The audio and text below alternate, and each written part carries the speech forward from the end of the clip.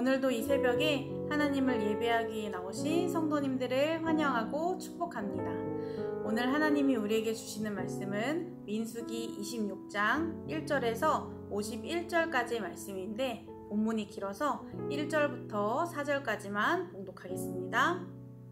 연병 후에 여호와께서 모세와 제사장 아론의 아들 엘르아살에게 말씀하여 이르시되 이스라엘 자손의 온 회중의 총수를 그들의 조상의 가문을 따라 조사하되 이스라엘 중에 20세 이상으로 능히 전쟁에 나갈 만한 모든 자를 계수하라 하시니 모세와 제사장 엘르아살이 여리고 맞은편 요단가 모압 평지에서 그들에게 전하여 이르되 여호와께서 애굽 땅에서 나온 모세와 이스라엘 자손에게 명령하신 대로 너희는 20세 이상 된 자를 계수하라 하니라.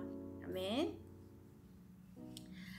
가나안 땅을 눈앞에 둔 시점에서 하나님은 또 한 번의 인구조사를 명령하셨습니다.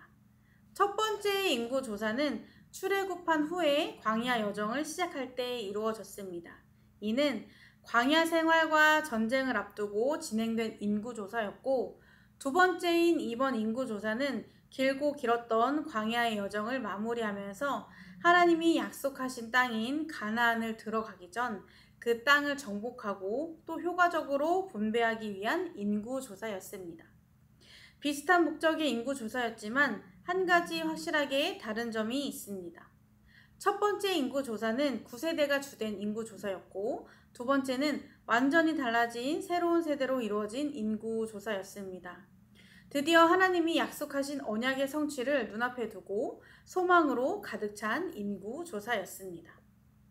두 번의 인구조사를 통해 우리는 놀라운 사실을 발견할 수 있습니다.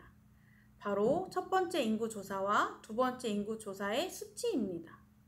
1차 인구조사 때 이스라엘 전체 인구는 60만 3,550명이었고 2차 인구조사 때는 60만 1,730명이었습니다. 첫 번째보다 1,820명이 감소한 수치입니다. 40년이라는 긴 시간 동안 광야 생활을 해왔는데 1차 인구조사와 2차 인구조사 사이의 인구 변동이 거의 없음을 볼 수 있습니다. 아무것도 없는 메마른 광야에서 생명의 기운이 느껴지지 않는 죽음의 땅인 광야에서 40년을 보냈는데 큰 차이 없이 다음 세대가 세워졌습니다. 이 놀라운 일이 가능했던 이유는 뭘까요? 바로 이스라엘 백성들의 주인이 하나님이시기 때문입니다. 하나님이 부르셨고 선택한 하나님의 백성이기에 하나님께서 끝까지 책임져 주셨기 때문입니다. 메마르고 척박한 땅에서 하나님은 그들을 보호해 주셨습니다. 만물의 주인이신 하나님께서 보호하셨기 때문에 메마른 광야도 문제가 될 수 없었고 이 모든 것이 가능했던 것입니다. 그리고 또 한 가지 하나님은 아브라함을 부르시면서 그에게 약속하셨습니다. 자손을 하늘의 별과 바다의 모래처럼 주시겠다는 약속을 하신 것입니다. 그리고 하나님은 말씀하신 대로 신실하게 그 약속을 이루셨습니다. 하나님의 언약이 있었기 때문에 약속하신 것을 반드시 지키시는 하나님이셨기에 그 거친 광야를 지나면서도 이것이 가능했던 것입니다. 생존 자체가 어려운 곳인 광야에서 놀라운 하나님의 은혜로 하나님의 한없는 사랑으로 광야를 이겨낼 수 있었던 것입니다. 사실 이스라엘 백성들은 잘 아시다시피 하나님 말씀에 불순종하고 우상을 만들며 지도자에 대한 반역으로 하나님의 권위에 도전하고 끊임없이 죄를 지었습니다.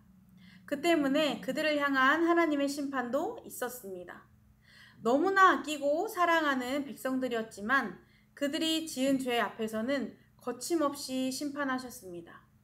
그래서 결국 9세대는 가나안 땅에 들어가지 못하고 새로운 세대만 입성하게 되었지만 그 수치가 크게 다르지 않다는 것은 정말 놀라운 하나님의 은혜임을 보게 됩니다.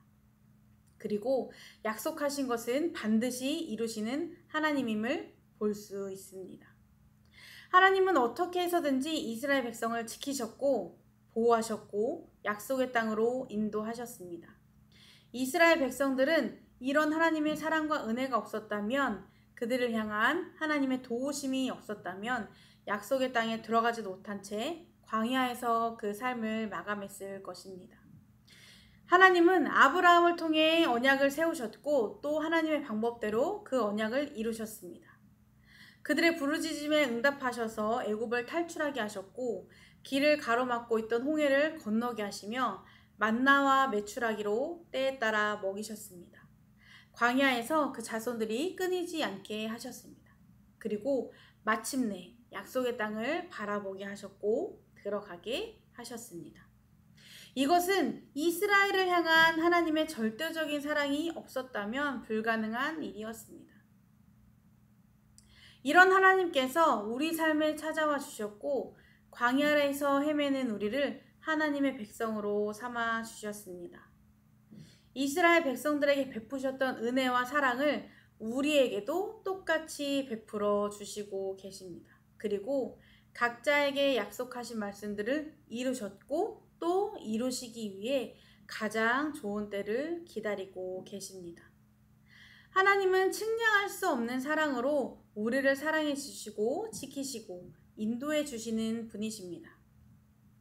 우리도 이스라엘 백성들과 다를 것이 없는 삶인데 어떻게 보면 죄가 더 가득하고 문명이 발달할수록 더 다양한 우상들을 만들어내고 그것을 섬기며 살아가는 우리인데 하나님보다 우선순위인 것들이 더 많고 하나님보다 사랑하는 것이 더 많은데 그럼에도 불구하고 하나님은 우리 손을 놓지 않으셨고 여전히 우리의 손을 붙들고 계시며 때로는 채찍으로 때로는 당근으로 우리를 보호해 주십니다. 여전히 한결같은 사랑으로 우리와 함께 하시며 우리의 기도에 귀 기울이시며 약속하신 것을 이루시기 위해 지금도 열심히 일하고 계신 하나님이십니다. 이런 하나님께 우리가 해야 할 것은 오직 순종뿐입니다. 하나님은 우리에게 바라는 것이 많지 않으십니다. 어차피 완벽하신 하나님께 우리가 해드릴 수 있는 것은 아무것도 없습니다. 그저 말씀에 순종하는 것뿐입니다. 비록 매 순간 순종하기 어려워도 여전히 죄가 많고 늘 죄의 유혹에 노출되어 있지만 이것에 무너지지 않고 하나님 앞으로 나아가기를 힘쓴다면 순종하기를 힘쓴다면 나머지는 하나님께서 하실 것입니다. 우리는 그저 마음과 힘과 뜻을 다해 하나님을 사랑하고 그 말씀에 순종하기만 하면 됩니다. 하나님은 지금도 매 순간 쉬지 않고 우리를 사랑으로 은혜로 지켜보시며 삶을 인도하고 계십니다. 우리를 향한 약속의 말씀을 이루시기 위해 쉬지 않고 일하고 계십니다. 갈 바를 알지 못해서 머뭇거리고 있을 때 삶의 메마른 광야를 지날 때도 주님은 우리와 함께 하시고 눈앞에 내 힘으로는 도저히 건널 수 없는 홍해가 가로막고 있어 두려워하고 있을 때 하나님은 바람을 일으켜 그 한가운데를 지나게 하십니다.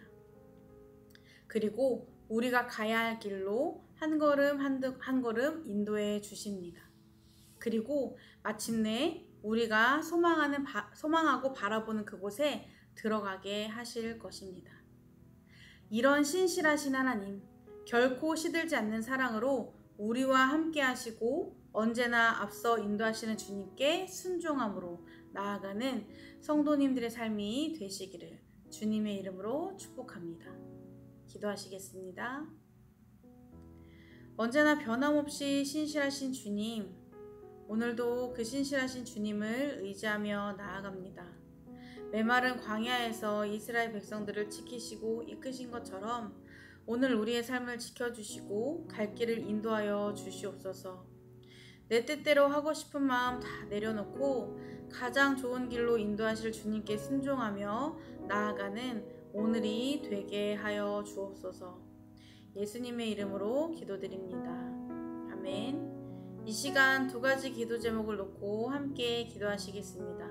첫 번째로 신실하신 주님의 약속을 믿고 나아가는 우리 삶이 되도록, 두 번째로 변함없는 사랑으로 우리를 지키시는 하나님께 감사하는 삶이 되도록 함께 기도하시겠습니다.